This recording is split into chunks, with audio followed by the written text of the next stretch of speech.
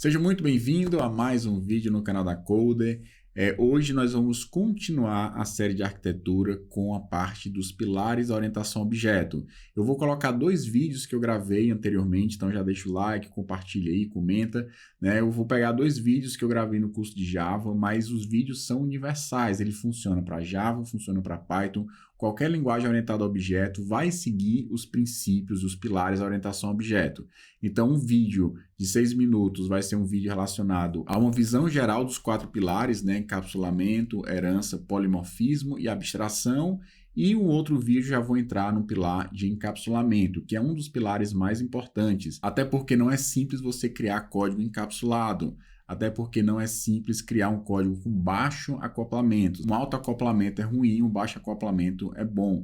E isso tem tudo a ver com encapsulamento. É um dos pilares essenciais e entender esse pilar do ponto de vista dos fundamentos é um pré-requisito para você aprender a aplicar isso na prática. Então era isso que eu tinha para falar e logo na sequência, depois que a gente passar por esses vídeos relacionados aos pilares da orientação a objeto, eu vou entrar também no paradigma funcional. Sei que algumas pessoas têm mais dificuldade com paradigma funcional e depois a gente vai estar mostrando um pouco de códigos funcionais, códigos orientados a objeto e fazendo um pouquinho da comparação com os dois. Então bora para o vídeo falando do coração da O, que são os pilares, ou seja, os princípios nos quais a orientação a objeto se baseia. Pessoal, agora eu vou falar sobre os princípios ou os pilares da orientação a objeto, ou seja, quais são os conceitos ou os princípios que sustentam a orientação a objeto. E são 4 princípios e eu vou comentar um princípio por aula. Nessa aula eu vou falar sobre o primeiro princípio, que é encapsulamento, depois eu vou falar sobre a herança, depois sobre o polimorfismo e finalmente sobre a abstração. Dando uma visão rápida sobre esses princípios, é o seguinte, os pilares da orientação a objeto, esses princípios precisam ser bem compreendidos por vocês para que você, quando for desenvolver software que usa o paradigma da orientação a objeto, ou seja, você vai usar a orientação a objeto como sendo a sua forma de pensar, esses princípios precisam estar na sua mente para que você, a partir desses princípios, modele o software sem ferir aquilo que foi dito em cada um deles. O que é que significa um encapsulamento, só com uma visão geral? O encapsulamento é que um objeto, a classe e o objeto, ele precisa, parte da complexidade do objeto precisa estar escondida para o mundo exterior. Por exemplo, vamos pegar um objeto do mundo real, um carro. Um carro, parte do carro você consegue interagir diretamente, como é a direção, como é a marcha, os pedais, principalmente a direção, a marcha e os pedais que você interage com o carro, a ignição também.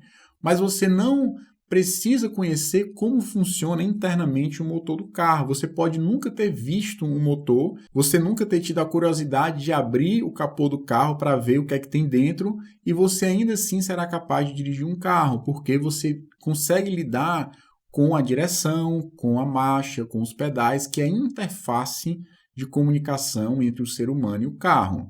O que tem dentro do carro, os processos que acontecem de queima de combustível, de rotações do motor, injeção eletrônica e coisas do tipo, você não precisa conhecer. Por quê?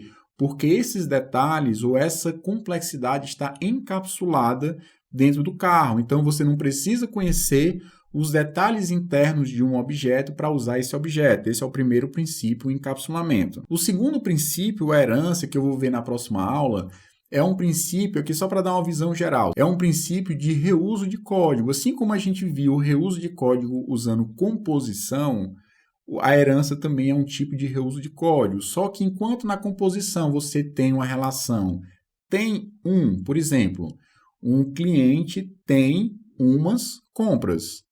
A compra tem uns itens. O item tem um produto, ou seja, uma relação tem um. Quando você relaciona, por exemplo, Celta e carro, você vai ter a relação é um. Por exemplo, Celta é um carro. Civic é um carro. Via de regra, quando você tem uma relação é um, você tem uma herança, certo? Você recebe atributos e comportamentos via herança. Assim como um filho recebe atributos e comportamentos do pai, via carga genética, um objeto também pode herdar características e comportamentos de outro objeto. Então, esse é um dos pilares da orientação a objeto também, certo? O terceiro pilar é o polimorfismo.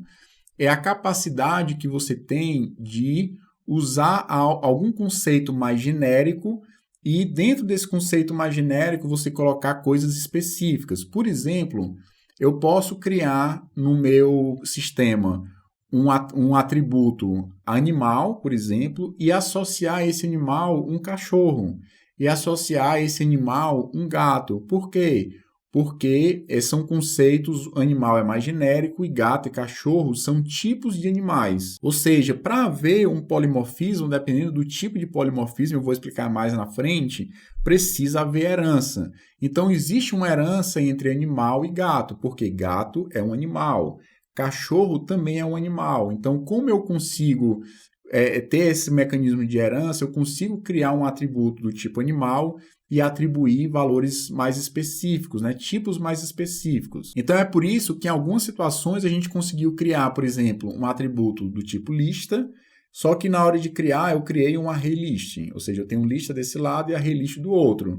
Da mesma forma que eu posso ter um animal de um lado e definir o nome da variável, ou seja, o tipo mais genérico, animal, e eu posso criar um cachorro e associar animal, eu posso criar um gato e associar um animal, isso a gente vai discutir um pouco mais na aula de polimorfismo. E o último pilar, o quarto pilar, é a abstração, ou seja, a abstração é aquilo que eu já comentei, acho que em outros momentos. Quando você vai desenvolver um sistema, você observa o mundo real. Observando o mundo real, você tem a complexidade do mundo real e essa complexidade precisa ser simplificada ou abstraída para que você consiga escrever software que vá, digamos assim, corresponder à necessidade do seu negócio. Nem todas as características e comportamentos de um objeto no mundo real estarão presentes no seu software. Nem todos os objetos do mundo real estarão presentes no seu software. Por exemplo, você tem uma clínica, você tem um telefone, você tem um caderno, você tem gavetas, móveis. Você precisa modelar móveis, gavetas, telefones, tudo isso no seu sistema? Provavelmente não. Você tem um lixeiro, um TV, um sofá, isso não faz parte da necessidade que você tem para modelar um sistema que vai atender os processos da clínica. Você tem um médico, só que o médico tem muitas outras características. O médico pode ter uma esposa, pode ter filhos, pode ter um carro, mas isso faz sentido ser modelado no sistema? Muito provavelmente não. Então, o que você vai fazer é abstrair o mundo real, tirar uma simplificação que interessa para resolver o seu negócio. Também é um outro pilar da orientação a objeto. Vou fazer o seguinte, já que eu falei de forma resumida dos 4 pilares, na próxima aula eu vou entrar no primeiro pilar, que é o encapsulamento. Pessoal, falando um pouquinho sobre o primeiro pilar da orientação a objeto, entrando um pouco mais em detalhe, nesse pilar específico da orientação a objeto, é o pilar de encapsulamento, certo? Encapsulamento é você colocar algo dentro de uma cápsula, certo? Eu quero encapsular alguma coisa, eu vou pegar alguma coisa e colocar dentro de algum recipiente ou de uma cápsula, especificamente por conta do nome encapsulamento. Na verdade, quem é a cápsula do encapsulamento? É o objeto, eu vou já falar um pouquinho sobre isso. Imagine que você tem um encapsulamento na vida real, você tem diversos cenários, ou seja, eu estou usando um computador, mas eu não preciso conhecer internamente como o computador funciona. Eu não preciso saber como é o processamento, que tipo de memória existe dentro do processador, que tipo de memória tem na placa-mãe, que tipo de chips ou mesmo soldas tem dentro de uma placa-mãe, por exemplo. Tudo isso está escondido e encapsulado. O que eu preciso, digamos assim, mexer é o mouse, eu preciso aprender a mexer no teclado, ou seja, são as interfaces de comunicação entre você e o computador. Isso sim você precisa aprender a interagir, mas conhecer o detalhe de implementação você não precisa conhecer. E isso também acontece dentro de um programa de computador. Imagine a seguinte situação, ó. Eu vou colocar aqui do lado. Imagine que você tem aqui um determinado objeto, uma classe que gerou um objeto, certo? Você tem aqui 3 objetos. No momento que esse objeto aqui vai usar esse outro objeto aqui, colocando a setinha nessa direção, a única coisa que você precisa, vamos supor que aqui dentro eu tenho um método que eu coloquei ele visível e aqui dentro eu criei mais outros 2 métodos que não são visíveis, tá? Ou seja, são métodos que são visíveis apenas aqui dentro desse objeto, certo? Nesse caso, se você vai estabelecer uma relação de um objeto com o outro, certo? Você obrigatoriamente só vai conseguir enxergar esse método verde. Por quê? Porque os outros 2 estão encapsulados, estão escondidos. Ou seja, você como um usuário de um carro, você vai conseguir interagir diretamente com a direção. Você vai conseguir interagir diretamente com a marcha. Você vai conseguir interagir diretamente com os pedais. Então, imagine que a direção está visível, está pública para você, que a marcha está pública, você pode interagir com ela, e os pedais estão também públicos, ou seja, essa é a forma que você tem para interagir com o carro. Quando você vai, por exemplo, pensar no motor, na queima de combustível, no quantos RPMs o motor gira, por exemplo, isso tudo está encapsulado, isso tudo está escondido. Usando uma linguagem mais próxima do Java, isso está privado. Então, algo está privado significa que está escondido, não está visível para quem vai usar aquela coisa, seja um objeto usando outro objeto, ou você, ser humano, usando um carro, certo? O princípio é o mesmo. A direção está pública, a marcha está pública, os pedais estão públicos, mas o motor, por exemplo, está privado, ele está escondido e você, como um motorista, não tem acesso e não precisa ter acesso a essa informação, muito menos conhecer como é feito internamente todo o processo de combustão, como a energia vai para as rodas. Você não se preocupa com nada disso, simplesmente você acessa aquilo que é público. Da mesma forma, uma determinada classe ou um objeto, quando ele for depender de outro objeto, a gente viu que uma classe, um objeto depende de outro objeto, existe a composição, você se preocupa apenas com aquilo que está visível, não com aquilo que está encapsulado. Então, selecionar alguns comportamentos e alguns atributos para serem escondidos é muito importante e isso faz parte do processo de encapsular, certo? É muito importante que você, como programador, saiba distinguir e saiba escolher aquilo que precisa estar público, aquilo que precisa estar visível para todo mundo e aquilo que precisa estar escondido ou encapsulado. Vou já falar um pouquinho dos níveis de encapsulamento. Você pode estar mais ou menos escondido as coisas. Então, só para mostrar um exemplo com relação a isso. Outra coisa importante é o seguinte. Vamos supor, criar aqui um cenário relativamente maluco. Por que o encapsulamento ele é importante? Porque se tudo que você for criar estiver sempre visível, isso pode gerar uma forma de comunicação entre os objetos muito complexa. Então, antes eu vou mostrar aqui, depois eu vou contar a minha historinha maluca. Vamos supor que você tem 2 classes. Aí você tem a classe A com uma coisa pública, tudo que for verdinho é público, pode ser acessado. E você tem uma outra classe que tem também várias coisas públicas. E o amarelinho quer dizer, eu vou colocar aqui o vermelho, é a relação que tem de dependência de uma coisa com a outra. Vamos supor que tudo que é verdinho são métodos. Então, esse método usa esse método aqui usa esse e usa esse.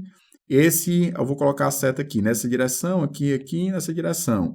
Esse método usa esse e esse método usa esse aqui. Imagine você ter uma classe, 2 classes que têm esse nível de relacionamento entre elas. Qualquer mudança que você aplique aqui vai gerar efeitos colaterais de uma na outra. Você mudou algo nesse método, vai gerar impacto nesse, que provavelmente vai gerar impacto nesse, e você vai gerar impacto em outras classes. Isso é um baixo nível de encapsulamento, ou seja, é um baixo nível que você escondeu as coisas e isso gera um alto acoplamento, ou seja, é muito dependente uma coisa da outra. Um outro cenário, certo? Para dar aqui uma contrapartida, imagine que você tem aqui um métodozinho verde bem aqui e você tenha vários outros métodos aqui que são escondidos, que ninguém consegue acessar, a não ser a própria classe.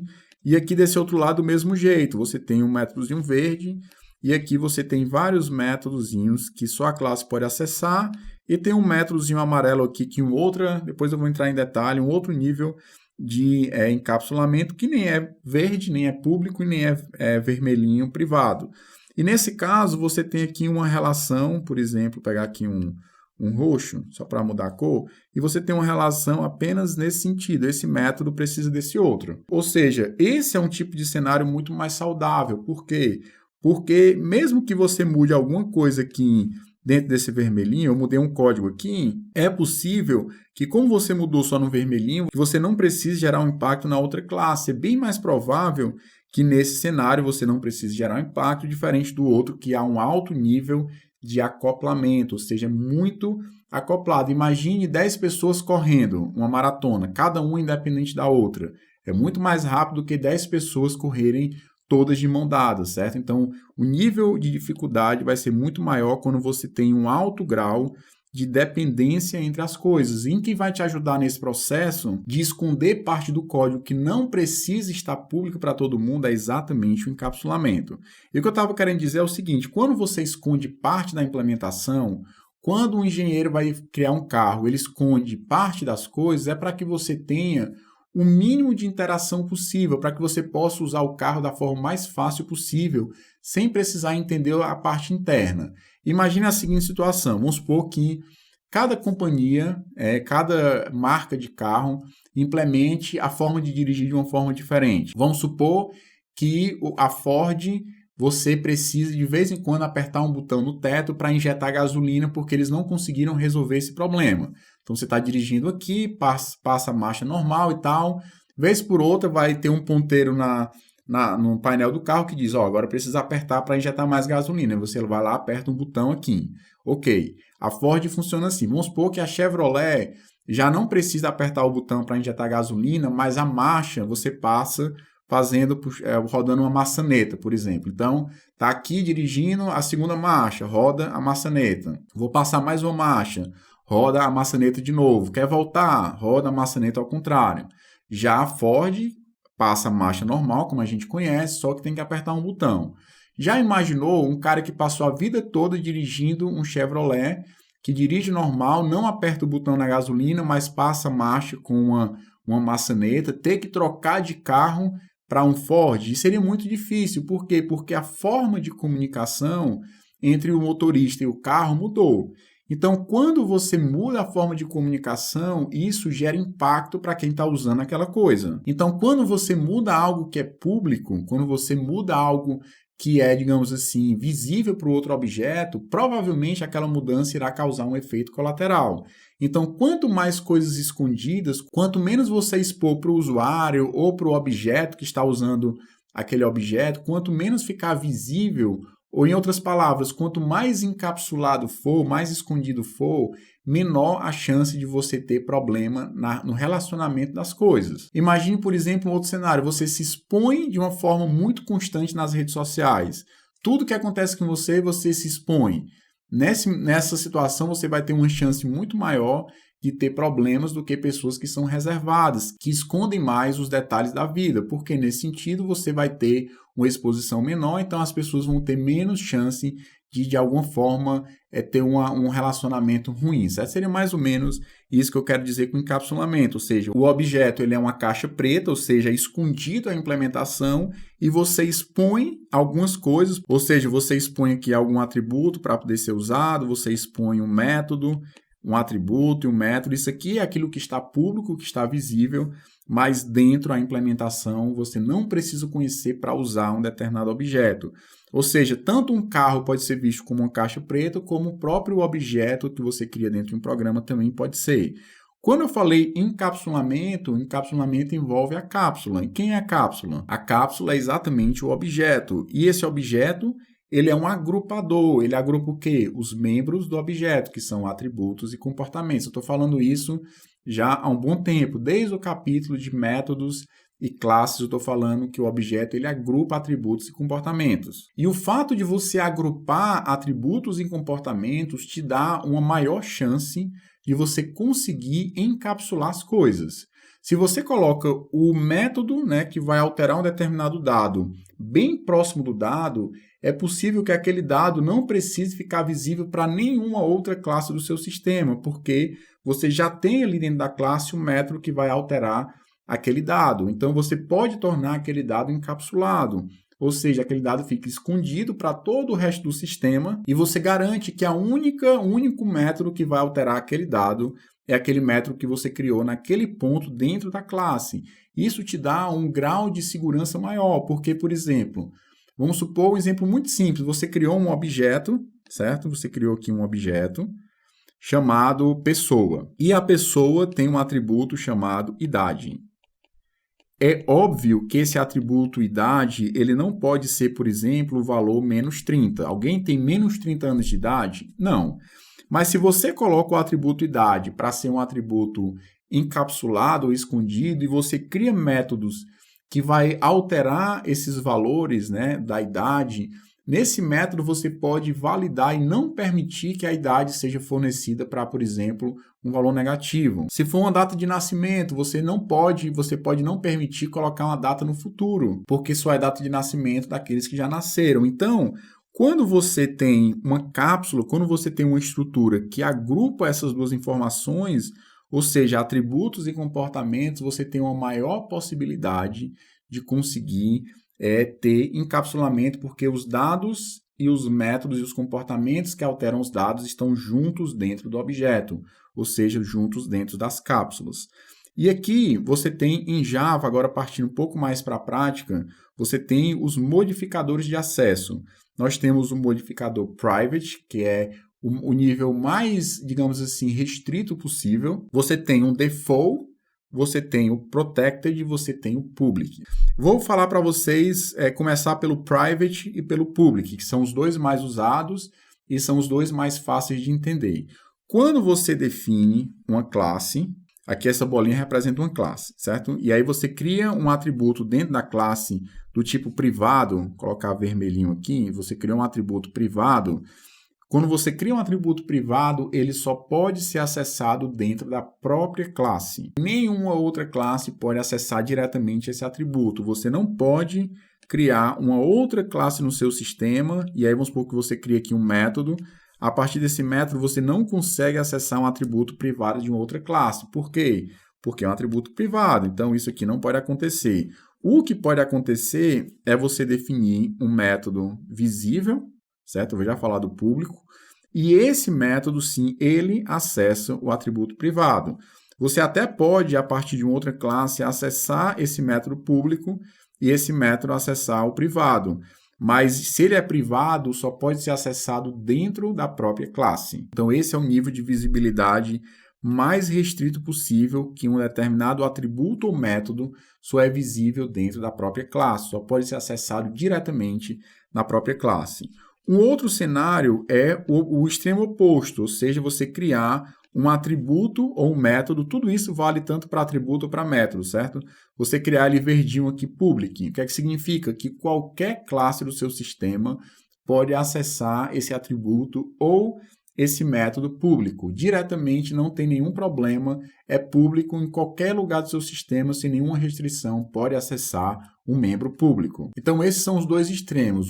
De um extremo, você está o mais restrito possível, que é o privado, que pode ser acessado apenas dentro da própria classe, e o público está exatamente no outro extremo, que pode ser acessado por todo mundo.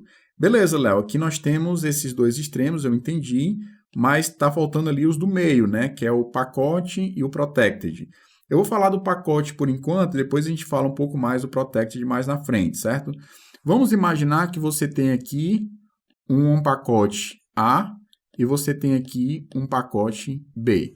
Dentro do pacote A, você tem aqui uma classe, você tem duas classes, e aqui eu tenho duas classes dentro do pacote B. O protected é amarelinho, né? Então, você tem aqui um atributo amarelo, um atributo amarelo, um atributo amarelo, um atributo amarelo. Nesse caso, o que é que pode ser feito? Essa classe aqui pode acessar o atributo amarelo da outra classe. Por quê? Porque está dentro do mesmo pacote. Quando você define um atributo ou um método package, ou seja, pacote, ele só é acessível dentro de classes que estão dentro do mesmo pacote. Significa que isso aqui não é possível, ou seja, a partir dessa classe, você não consegue acessar esse membro amarelinho, ou a partir dessa classe você não consegue acessar esse outro membro aqui. Por quê? Porque ele é nível pacote, só pode ser acessado dentro do próprio pacote. Então, posso tirar isso aqui porque isso não pode acontecer. Da mesma forma, essa classezinha aqui pode acessar esse membro pacote, porque os dois estão no mesmo pacote. Então, quando você tem uma visibilidade pacote, significa que você só pode acessar em classes que estão dentro do mesmo pacote. Por isso, e essa também vale lembrar que essa é a definição default, padrão. Ou seja, por padrão, o nível de visibilidade é pacote. Nos nossos exemplos, na grande maioria do tempo, a gente usou o nível de visibilidade padrão. Simplesmente colocou lá, criou um atributo de uma classe e colocou string nome, produto, produto. A gente não disse que era público, não disse que era privado, não disse que era protected. Quando você não diz nada, na verdade não tem a palavrinha package para definir nível de visibilidade. Quando você não informa nada, significa que ele é o nível default, é exatamente o nível de visibilidade pacote, ou seja, o atributo e o método é visível dentro da própria classe e também visível dentro do pacote. Uma outra característica que você vai notar, tudo que o private tem, o pacote tem e acrescenta mais alguma coisa. Tudo que o private e o pacote, ou o nível default tem, o protected também tem, ou seja, porque ele acrescenta mais alguma coisa. E por último, o public tem não apenas o que o private faz, né, que é visível na própria classe, não apenas o que o pacote faz, que é visível no próprio pacote, não apenas o que o protected faz, mas também acrescenta mais níveis de visibilidade. Ou seja, sempre que você vai saindo aqui do nível de encapsulamento, você vai acrescentando novas possibilidades de uso e nunca substituindo, né? Tudo que um tem, o outro vai ter, mais algumas outras coisas. Então, o private é visível na própria classe, o pacote é visível na própria classe e também no próprio pacote, ou seja, significa que essa classe aqui pode acessar o valor da outra classe, mas essa classe aqui azulzinha pode acessar o seu próprio valor, porque ele também tem tudo que o private tem. E o protected vai depender de um dos outros pilares da orientação a objeto, que é a herança.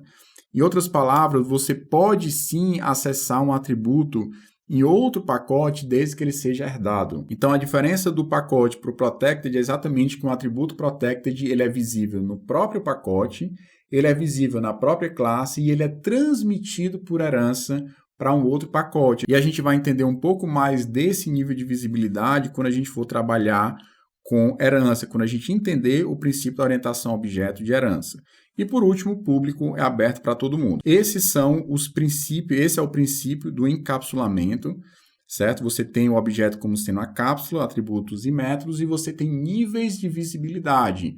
O privado é o mais restrito, o pacote visível dentro do próprio pacote, o protected é visível na própria classe, no pacote, e é transmitido por herança, pode ser visível em outro pacote, desde que haja herança, e o público ele fica visível para todo mundo. A partir do Java 9 foi introduzido um conceito de módulo, a gente vai ter um capítulo do curso para falar só sobre isso, só sobre como funcionam os módulos dentro do Java. Isso também, de certa forma, influenciou um pouco no encapsulamento e como você pode criar novas formas de esconder código usando os módulos, mas a gente vai deixar para falar sobre isso em um capítulo à parte. Por enquanto, nós vamos focar nos nossos exercícios nesses 4 níveis de visibilidade: o private, o package, que é o default, o protected e o public. Só uma observação, esses 4 níveis de visibilidade geram 3 palavras reservadas, né? O private vai gerar uma palavra reservada, private, privado. O default não gera nenhuma palavra reservada, que não tem, porque quando você não coloca nada, é o nível default. O protected é exatamente esse mesmo nome, tanto é que eu estou usando aqui o nome protected. Isso aqui também é uma palavra reservada. E public também é uma palavra reservada. Só limpar aqui o meu desenho. Eita, tirei demais. Vou colocar aqui. Pronto. Vou limpar aqui. E por último, nós temos aqui o public, que também é uma palavra reservada, certo? São palavras que você vai perceber que o Eclipse vai colocar uma coisinha diferente, porque são palavras reservadas da linguagem. O único que não tem palavra reservada é o package, porque quando você não coloca o nível de visibilidade, por padrão, ele vai usar o nível de visibilidade pacote. Então, fico por aqui, falei mais do que devia. Na próxima aula, a gente vai ver o próximo pilar da orientação a objeto, que é a herança, e eu te espero lá.